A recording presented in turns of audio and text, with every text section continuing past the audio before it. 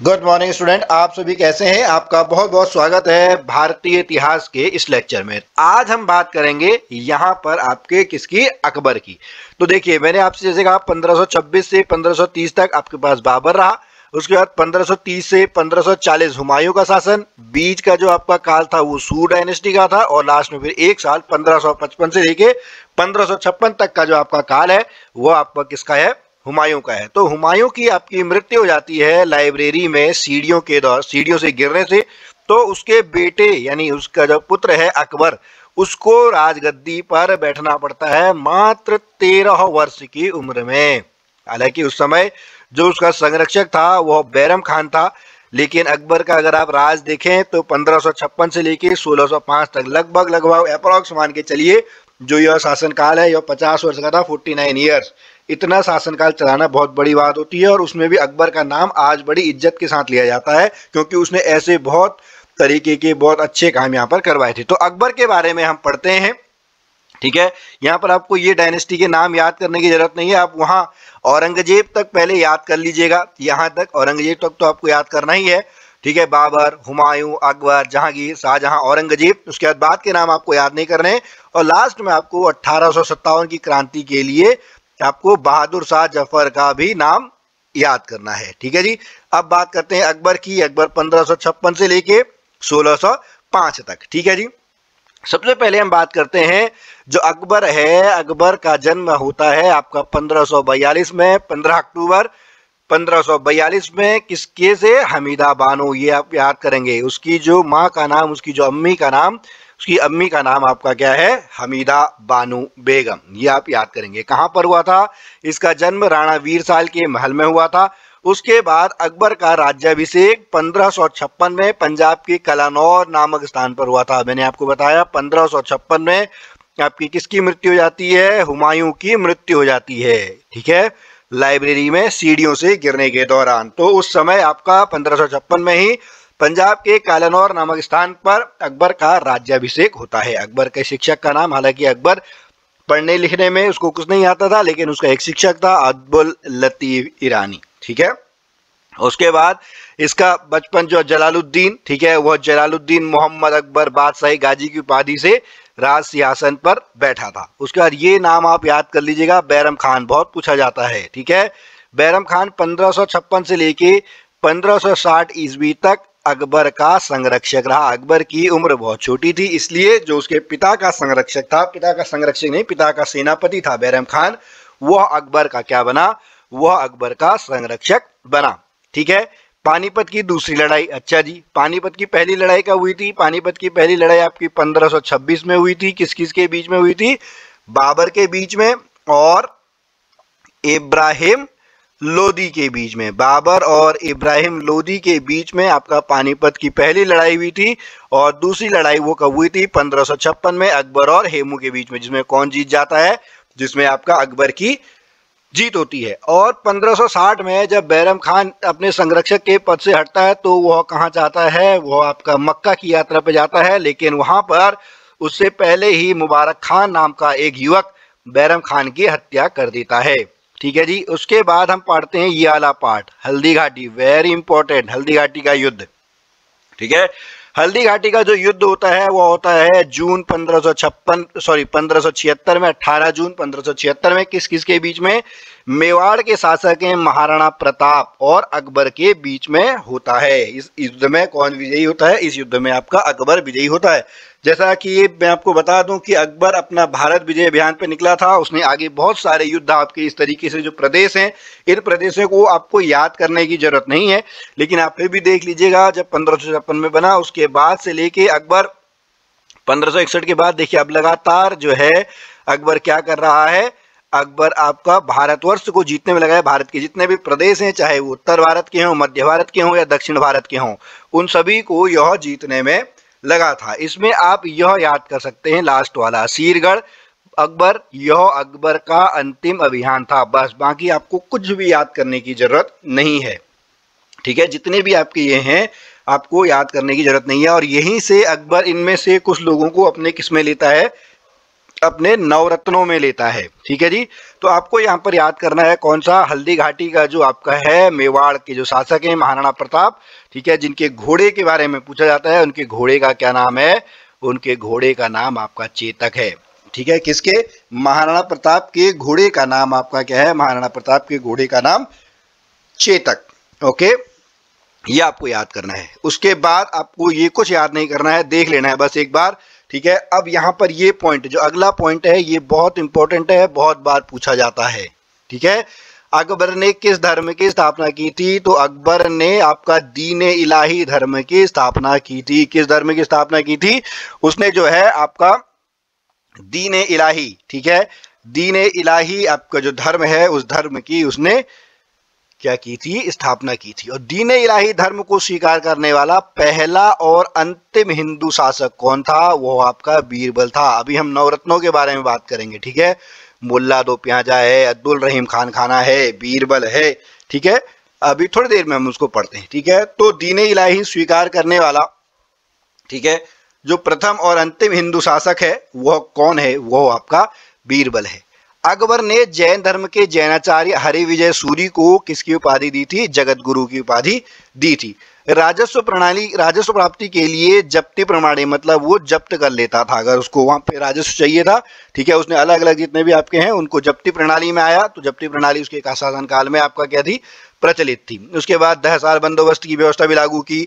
अकबर के दरबार का प्रसिद्ध संगीतकार कौन था, प्रसिद्ध संगीतकार आपका कौन था, तानसेन था। ठीक है, और तानसेन का जो जन्म है, तानसेन का जन्म आपका 1506 में होता है। ठीक है, 1506 में आपका ग्वालियर, कहां पर होता है तानसेन का जन्म, तानसेन का जन्म आपका कहां पर होता है, ग्वालियर में होता है। ओके, इनका जो असली नाम है, असली नाम भी आप तानसेन का याद कर लीजिएगा। तानसेन का जो असली नाम है वो आपका रामतनु पांडे है। ठीक है, क्या है, रामतनु पांडे। ठीक है, और तानसेन के बारे में कहा जाता है कि तानसेन इस तरीके के राग गाते थे कि वो वास्तव में सज हो जाते थे। मतलब अगर वो एक दीपक जलाने वाला राग, दिए जलाने वाला गाएंगे, दिए अपने आप जल जाते थे। बारिश वाला राग गाएंगे तो बारिश भी अपने आप हो जाएगी। ठीक है जी, इस तरीके के आपको यहाँ पर तानसेन के बारे में पढ़ने को मिलेगा। ठीक है, अकबर के शासनकाल में अकबर के दरबार में एक प्रसिद्ध चित्रकार थे अदबुस समद, क्या नाम है उनका, अदबुस समद। दसवंत और बसावन भी अकबर के दरबार के क्या थे, चित्रकार थे। और अकबर के शासनकाल के और भी गायक थे जैसे ताबाज बहादुर, बाबा रामदास, बैजू बावरा, ये सब के सब अकबर के शासनकाल में ही थे। ठीक है जी, अब इस पेज से आपको बहुत सारी चीजें समझ में आ जाएंगी। ठीक है, इस पेज को आपको पॉइंट को याद करना है। ठीक है, तो सबसे पहले हम बात करते हैं अकबर ने दास प्रथा का अंत किया कब, अकबर ने दास प्रथा का अंत किया आपका 1562 में, याद करेंगे। अकबर को हरमदल से मुक्ति कब मिलती है, वो अभी आपका 1562 में मिलती है। जो तीर्थ यात्रा कर यानी मैसूर कर जो समाप्त कर दिया जाता है, कब कर दिया जाता है, 1563 में। ठीक है जी, जजिया कर कब समाप्त कर देते हैं, जजिया कर एक प्रकार का क्या है, एक प्रकार का धार्मिक कर है। यह कब समाप्त कर दिया जाता है, यह 1564 में समाप्त कर दिया जाता है। यहां से देखिए, पहले हमने प्रश्न पढ़े, मोहम्मद बिन कासिम ने जजिया कर की शुरुआत की थी, फिर बीच में फिरोज शाह तुगलक आता है, उसने ब्राह्मणों पर यह लगा दिया था। ठीक है जी, डन। उसके बाद जो फतेहपुर सीकरी की स्थापना की और राजधानी को आगरा से फतेहपुर सीकरी ले गया, वो कब ले गया आपका 1571 में। 1571 में वो फतेहपुर सीकरी की स्थापना करता है और राजधानी आगरा से कहां ले जाता है, फतेहपुर सीकरी ले जाता है। फिर इबादत खाने की स्थापना करवाता है 1575 में। इबादत खाने में सभी धर्मों के लोगों के प्रवेश की अनुमति कब मिलती है, 1578 में। उसके बाद मजहर की घोषणा कब की जाती है, 1579 में। दीन इलाही धर्म 1582 में। वेरी इंपॉर्टेंट, इलाही संबद आपका कब किया जाता है, 1583 में।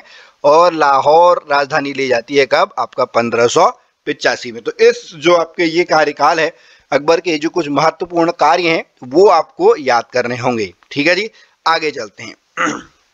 ठीक है, अकबर को कहाँ दफनाया गया, बाकी तो सब नॉर्मल चीजें हैं। अकबर को कहाँ पे दफनाया गया, अकबर को सिकंदराबाद में दफनाया गया। ठीक है, इसकी मृत्यु होती कब है, इसकी मृत्यु आपकी 16 अक्टूबर, इसकी आपकी जो है 16 अक्टूबर 1605 में, 16 अक्टूबर 1605 में आपका अकबर की मृत्यु होती है और इसको सिकंदराबाद के आगरा के निकट है, ठीक है, आगरा के निकट जो सिकंदराबाद है वहां पर इसको दफनाया गया, ठीक है जी। अब थोड़ा सा हम बात कर लेते हैं अकबर के और कौन कौन से काम थे, अकबर ने किस किस की आपकी फाउंडेशन डाली थी। जैसे आपका अकबर ने दिल्ली में हुमायूं का मकबरा बनाया था, आगरे का लाल किला बनाया था, फतेहपुर सीकरी में शाही महल बनाया था, दीवाने खास, पंचमहल, बुलंद दरवाजा, बुलंद दरवाजे के बारे में अभी हम पढ़ेंगे, गुजरात विजय के रूप में, ठीक है, और जो जोधाबाई हैं, ठीक है, जोधाबाई का महल आप यहाँ पर वो कर लीजिएगा, मतलब इसने बनाया था, इबादत खाना, इलाहाबाद का किला और लाहौर का किला, ठीक है, ये किसने बनाए थे, ये आपके अकबर ने बनाए थे। उसके बाद अकबर के नवरत्न हम एक बार देख लें, अकबर के जो नवरत्न हैं कौन कौन है, बीरबल, अबुल फजल, टोडरमल, भगवान दास, तानसेन, मान सिंह, अकबर रहीम खामखाना, मुल्ला दो प्याजा और हकीम हुकाम, ठीक है, बीरबल, अबुल फजल, टोडरमल, भगवान दास, तानसेन, मान सिंह, अब्दुल रहीम खान खाना, मुल्ला दो प्याजा और हकीम हुकाम, ये इसके क्या थे, नवरत्न थे, ठीक है। और जो अबुल फजल है, अबुल फजल ने किसकी स्थापना की, अबुल फजल ने अकबरनामा ग्रंथ की स्थापना की, अबुल फजल ने अकबरनामा ग्रंथ की स्थापना की, वह दीन इलाही का कट्टर समर्थक था। बीरबल के बचपन का नाम क्या था, बीरबल के बचपन का नाम आपका महेश दास। तानसेन के बारे में मैं बता ही चुका हूं आपको, ठीक है। फिर यहाँ पे कुछ एक जो पॉइंट है वो पॉइंट हम यहाँ पर देख लेते हैं, ठीक है। यूसुफ जाइयों के विद्रोह को दबाने के दौरान किसकी मृत्यु हो जाती है, अकबर की मृत्यु हो जाती है, ठीक है। मुगल सम्राट अकबर ने किसकी स्थापना की, इसने अनुवाद विभाग की स्थापना की, ठीक है। इसके शासनकाल में आपका जो नकीब खान है, ठीक है, और जो आपके अब्दुल कादिर बदाऊनी है, इन्होंने रामायण और महाभारत का क्या अनुवाद किया, फारसी अनुवाद किया, और महाभारत का नाम इनने क्या रखा, महाभारत, महाभारत का इन्होंने नाम आपका रखा था रज़्मनामा, यानी युद्धों का पुस्तक, ठीक है। रज़्मनामा का मतलब होता है युद्धों की पुस्तक, ठीक है, ये क्या आपका आया रज़्मनामा, ठीक है। और उसके बाद मुगलों की जो राजकीय भाषा वो कौन सी थी, वो आपकी फारसी थी, ठीक है। और फिर हम बात करेंगे जो पंचतंत्र है, पंचतंत्र का फारसी में अनुवाद किसने किया, अबुल फजल ने अनवर सादात नाम से किया, और मौलाना हुसैन फैज ने यारा ए दानिश नाम से किया, ठीक है। अकबर के शासनकाल को हिंदी साहित्य का स्वर्णकाल कहा जाता है, ये भी आपका एक इंपॉर्टेंट पॉइंट बन के आ जाता है, ठीक है। उसके बाद ये पॉइंट आपको याद करना है, इस पे एक पहले प्रश्न बन चुका है कि बुलंद दरवाजे का निर्माण अकबर ने किस उपलक्ष्य में किया, तो उसने गुजरात विजय के उपलक्ष्य में बुलंद दरवाजे का निर्माण किया है, ठीक है जी। आगे चलते हैं, अब कुछ हम यहाँ पर आपका जो क्वेश्चंस हैं एमसीक्यू हैं वो एमसीक्यू यहाँ पर देख लेते हैं, ठीक है जी। सबसे पहले अकबर का जन्म अमरकोट के राणा वीरसाल के महल में कब हुआ था, तो यह हुआ था आपका 15 अक्टूबर 1542, कब हुआ था, 15 अक्टूबर 1542 को। उसके बाद अकबर की माता का नाम, बहुत बढ़िया, ठीक है, अकबर की माता का नाम, आंसर यहीं पर दिए हुए हैं, आप उनको देख लें। अकबर की माता का नाम हमीदा बानो बेगम, ठीक है। क्वेश्चन नंबर 3, अकबर को पहली बार किस अवस्था में गजनी की सूबेदारी मिली, तो 9 वर्ष की उम्र में उसको गजनी की सूबेदारी मिली। जब पूरा आता है वो कितने साल में आता है, 13 साल में, ठीक है, जो पूरा राज्याभिषेक होता है। गजनी में युवराज अकबर का संरक्षक कौन था, गजनी में, ठीक है, यहाँ पर आप बैरम खान लिख के मत आइएगा, गजनी में कौन था, गजनी में आपका मुनीम खान था, ओके। जब वो कब का था, 9 वर्ष का था। उसके बाद कलानौर स्थान माना जाता है, जो कलानौर स्थान है वहां पर अकबर का क्या हुआ था, अकबर का राज्याभिषेक हुआ था। कलानौर कहां पर है, कलानौर आपका पंजाब में है, ठीक है जी। उसके बाद निम्नलिखित के स्थान पर अकबर को हुमायूं की मृत्यु की सूचना मिलने पर राजगद्दी पर बैठाया गया, तो वो कहां पर है, आपका कलानौर में। आगे 7वां प्रश्न, अकबर का राज्याभिषेक पंजाब के कलानौर नामक स्थान पर हुआ, ठीक है, तो 1556 यानी फरवरी 14 फरवरी 1556 में पंजाब के कलानौर नामक स्थान पर अकबर का क्या होता है, राज्याभिषेक होता है। अकबर कितने वर्ष की आयु में सम्राट बना, तो अकबर 13 वर्ष की उम्र में आपका क्या बनता है, 13 वर्ष की उम्र में सम्राट बनता है। आगे 9वां प्रश्न, जब अकबर का 14 फरवरी 1556 को अभिषेक हुआ तो संरक्षक कौन बना? अच्छा, 1556 में जैसे ही आपका आया, जब हुमायूं की मृत्यु हो जाती है तो कौन बनता है? बैरम खान उसका संरक्षक नियुक्त करते हैं। बैरम खान कब से कब तक अकबर का संरक्षक रहा? तो बैरम खान 1556 से लेके 1560 ईस्वी तक अकबर का संरक्षक रहा। बैरम खान 1556 से लेके 1560 तक अकबर का संरक्षक बना। क्वेश्चन नंबर 11, अकबर ने सम्राट बनने पर बैरम खान को कौन सी उपाधि दी? तो खाने खाना। बैरम खान को कौन सी उपाधि दी? खाने खाना उपाधि दी है। ठीक है। मक्का की तीर्थ यात्रा के दौरान पाटन नामक स्थान पर किसने बैरम खान की हत्या कर दी? तो मुबारक खान ने आपका किसकी हत्या कर दी? बैरम खान की हत्या कर दी। फिर अगला प्रश्न बहुत इंपॉर्टेंट है दोनों, 13 और 14।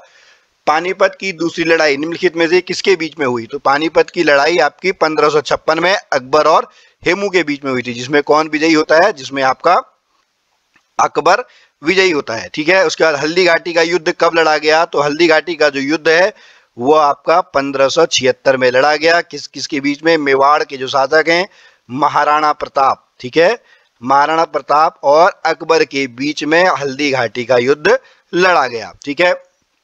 ये वही प्रश्न आ गया। देखिए ये इसका आंसर क्या है? अकबर और महाराणा प्रताप सिंह के बीच में। आगे चलते हैं। 17वां प्रश्न, हल्दी घाटी युद्ध के पीछे अकबर का मुख्य उद्देश्य क्या था?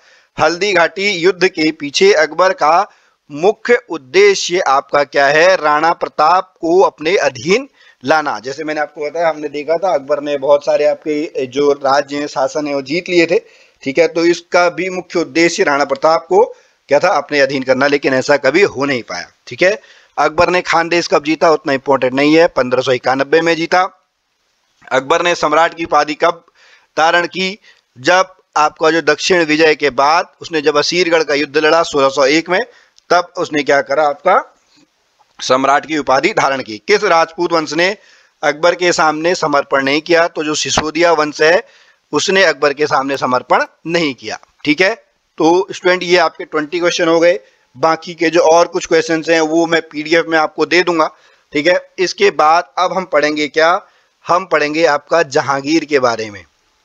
आज हम नहीं पढ़ेंगे, हम पढ़ेंगे अगले वाले में जहांगीर, जो आपका 1605 से लेके 1627 तक आपका क्या बनता है? उसका शासनकाल रहता है, 1605 से लेके 1627 तक। ठीक है। तो चलिए स्टूडेंट, बस आज के इस लेक्चर में इतना ही। आप और भी क्वेश्चंस याद कीजिए, मैं और भी क्वेश्चन आप लोगों को दूंगा, और इसी समय की आप मेहनत कर रहे होंगे, आप पढ़ रहे होंगे। मैं मिलता हूं फिर आपसे अगली वीडियो में। तब तक के लिए जय भारत, जय उत्तराखंड।